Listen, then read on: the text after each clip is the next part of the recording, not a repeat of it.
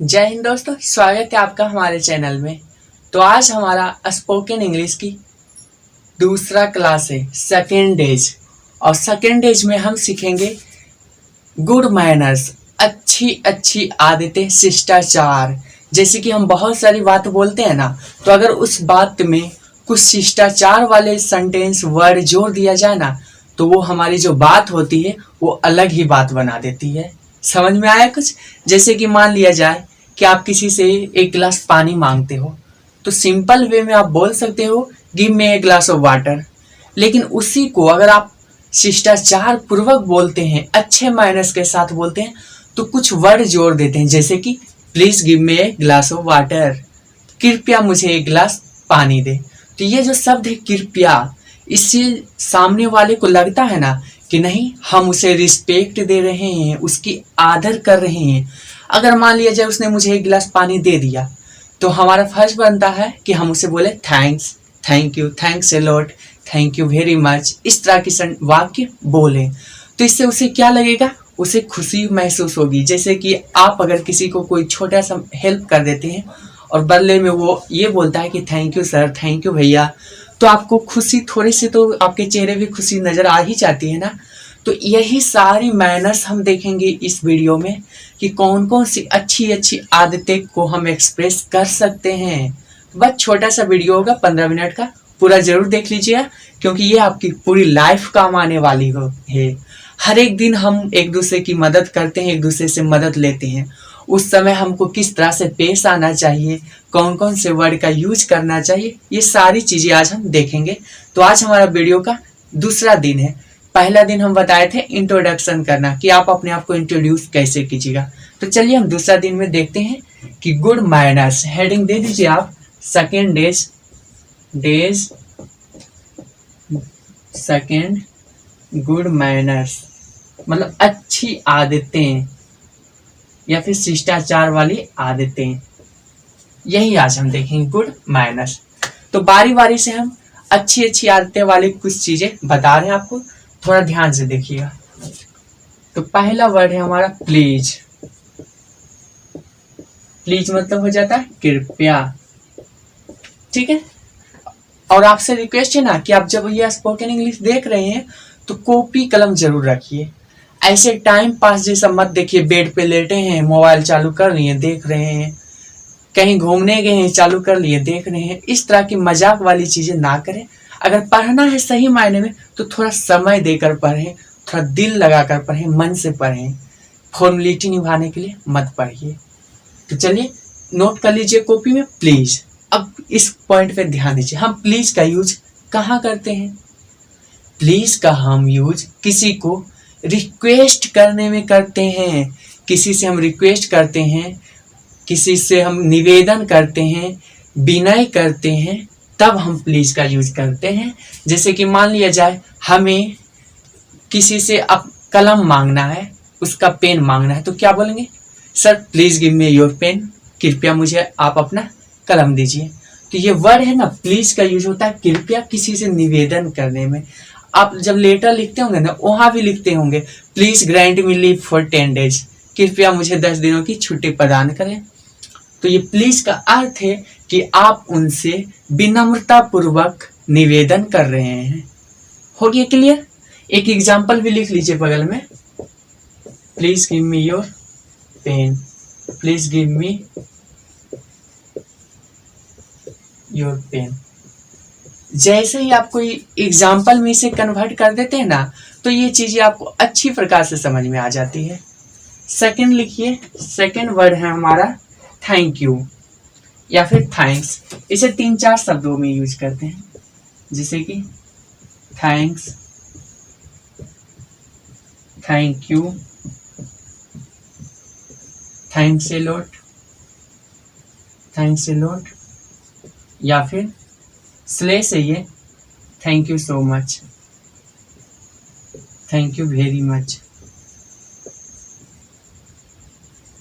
देखिए इसका इन सबों का अर्थ होता है धन्यवाद। धन्यवाद, बहुत धन्यवाद, बहुत बहुत धन्यवाद, मतलब कि धन्यवाद। अब देखिए इस वर्ड का यूज हम कहाँ करते हैं। थैंक्स है, थैंक यू है, थैंक्स ए लॉट के यहाँ छूट गया है, thanks a lot, thank you very much. देखिए प्लीज हम यूज किए थे कोई भी काम करने से पहले। अब जब हमारा काम कोई कर दे, हमारी मदद कोई कर दे, तो हम बदले में उसको कृतज्ञ दिखाने के लिए, कृतज्ञ होने के लिए उसके प्रति thanks, thank you, thanks a lot का यूज करते हैं। जैसे कि मान लीजिए मैंने कलम मांगा है, please give me your pen, और आपने मुझे कलम दे दिया है, तो हम क्या बोलेंगे, thanks, thank you so much, thank you very much, thanks a lot. इन सभी वर्ड का यूज करेंगे, मतलब आपको धन्यवाद, आपका बहुत बहुत आभार, इसी का मतलब होता है थैंक्स। ये दो कॉमन बातें जो हम हमेशा यूज करते हैं, तो ये दोनों तो समझ में आ गई। अब तीसरा वर्ड लिखिए वेलकम। तीसरा वर्ड लिखिएगा वेलकम। वेलकम मतलब क्या होता है, स्वागतम या फिर स्वागत।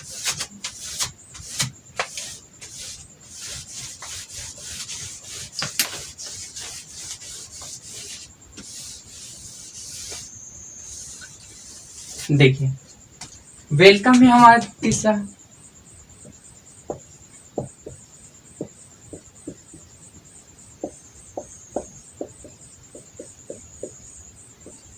स्वागतम। इस वेलकम का यूज कैसे करते हैं, देखिए उस समय थैंक यू हम बताए थे या थैंक्स बताए थे। जब कोई हमें थैंक्स बोले ना, तो हम उसे बोलते हैं वेलकम। ठीक है, जिसे हम शुरू से आते हैं, please give me your pen, उसने कलम दिया, तो मैं उसे क्या बोलूंगा, थैंक्स। और जब मैं जिसे थैंक्स बोलूंगा, वो हमें क्या बोलेगा, वेलकम, मतलब कि आपका स्वागत है। उसके अलावा वेलकम का यूज कैसे होता है, जब कोई व्यक्ति हमारी जगहों पे पहली बार आता है, फर्स्ट बार आता है, तब हम उसे उसका स्वागत करते हैं। तो इसी समय यूज करते हैं एक वर्ड जिसका नाम है वेलकम। जैसे कि मान लीजिए कि हमारा एक दोस्त है, हमसे मिला बाहर और हम उसे अपने घर बुला रहे हैं। वो मान गया घर पे आने के लिए। शाम में जब वो घर आएगा, हम अपने घर की दरवाजा खोलेंगे और जब उसे देखेंगे तब हम उसे क्या बोलेंगे, welcome, welcome to my house या माई होम। ठीक है, तो वेलकम का यूज हम उसकी स्वागत करने के लिए करते हैं। ओके, अगला वर्ड लिखिए काइंडली।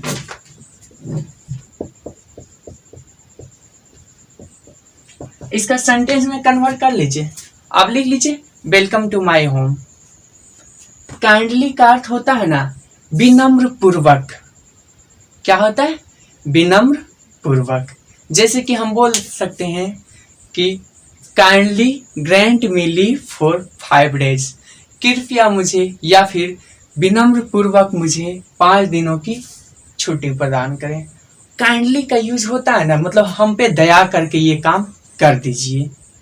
प्लीज का अर्थ होता है कृपया, और काइंडली का अर्थ होता है दया करके, मतलब अपने आप को उसकी तुलना में बहुत छोटा समझना, उसके बाद उससे निवेदन करना कि कृपया यह मेरा काम कर दीजिए, तो हो गया काइंडली। काइंडली को प्लीज भी आप बोल सकते हैं, सेंस में, हिंदी में नहीं, सेंस में। प्लीज जो है, काइंडली जो है प्लीज से ज्यादा रिस्पेक्टफुल है। मतलब जब आपके लिए वो पद ज्यादा बड़ा हो तब काइंडली यूज करते हैं, और एक नॉर्मल सी हो तो प्लीज। इसे आप ऐसे समझ लीजिए कि आप एक स्कूल में पढ़ रहे हैं, तो अगर आप अपने दोस्तों से कुछ मांगिएगा तो प्लीज बोलिएगा, और अगर आपको प्रिंसिपल से कुछ मांगना है, हेडमास्टर से मांगना है, तब आप काइंडली बोलिएगा, क्योंकि उनका पद आपसे बहुत ज्यादा है। तो काइंडली और प्लीज में अंतर आ गया होगा। अब अगला वर्ड लिखिए, 5वां नंबर में जो हमारा वर्ड है वो है अलाउ मी। अलाउ मी,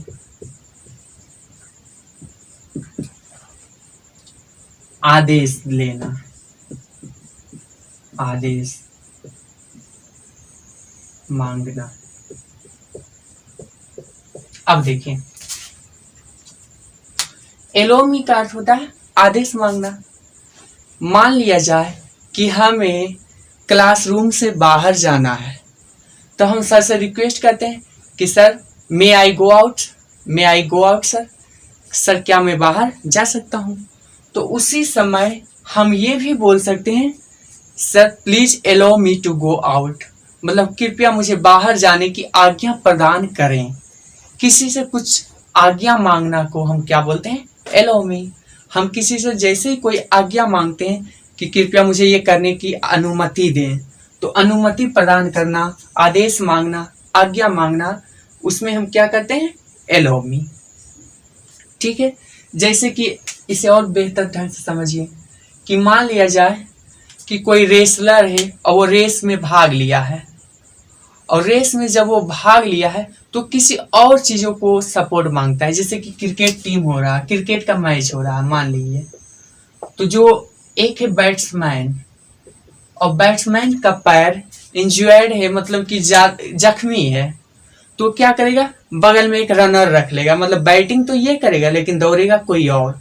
तो वो क्या करेगा, पहले उस क्रिकेट टीम से अलाउड करवाएगा अपने आप को, आदेश लेगा, प्राप्त करेगा, बिना आदेश का वो नहीं करेगा, तो उसे ही बोलते हैं अलाउ। मतलब कि कोई चीज ऐसा है जो करने की अनुमति नहीं है लेकिन क्रिटिकल कंडीशन में, विपरीत परिस्थिति में वो करना पड़ रहा है, तो उसके लिए हम उसकी आज्ञा मांगते हैं, इसे ही कहते हैं अलाउ। हो गया 5। अगला लिखिए, 6ठा नंबर लिखिए आफ्टर यू।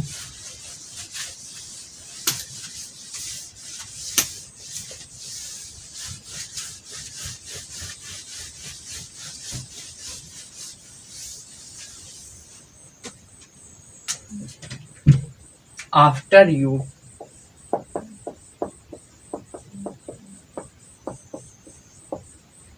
आपके बाद। आफ्टर यू का मतलब होता है आपके बाद। 7 नंबर में होगा आपका सॉरी,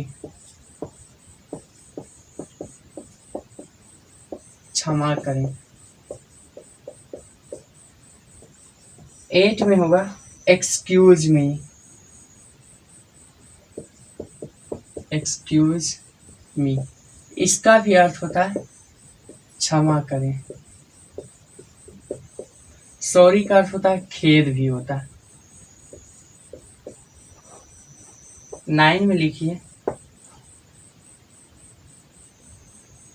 दैट्स ऑल राइट, या it's all right, it's all right.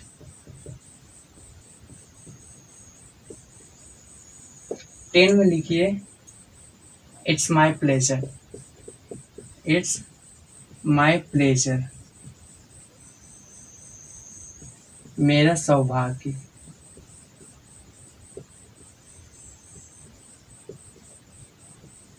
It's all right, सब ठीक है।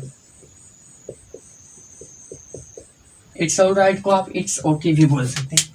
तो ये हुआ आपका 10 नंबर तक। इसको बारी बारी से हम डिफाइन कर देते हैं। आफ्टर यू का अर्थ होता है कि आपके बाद। जैसे कि मान लिया जाए कि मेरा बड़ा भाई है, उन्होंने हमसे पूछा कि तुम खाना खाओगे छोटू, तो मैं कहूँगा आफ्टर यू, मतलब कि आपके बाद। या फिर हम क्लास गए तो कोई मेरा दोस्त बोल रहा है कि तुम क्लास कब आया, तो हम उसके बाद अगर पहुंचे तो क्या बोलेंगे, आफ्टर यू।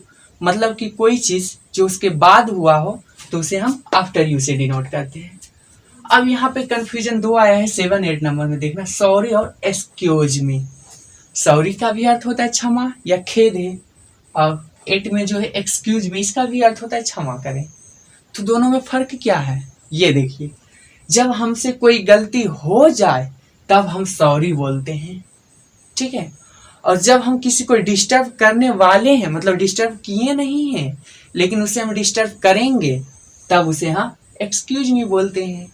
जैसे कि मान लिया जाए कि हम चलते चलते किसी इंसान से टकरा गए, तब हम उसे एक्सक्यूज मी नहीं बोलेंगे बल्कि क्या बोलेंगे, सॉरी, खेद है, क्षमा करें, गलती हो गई है।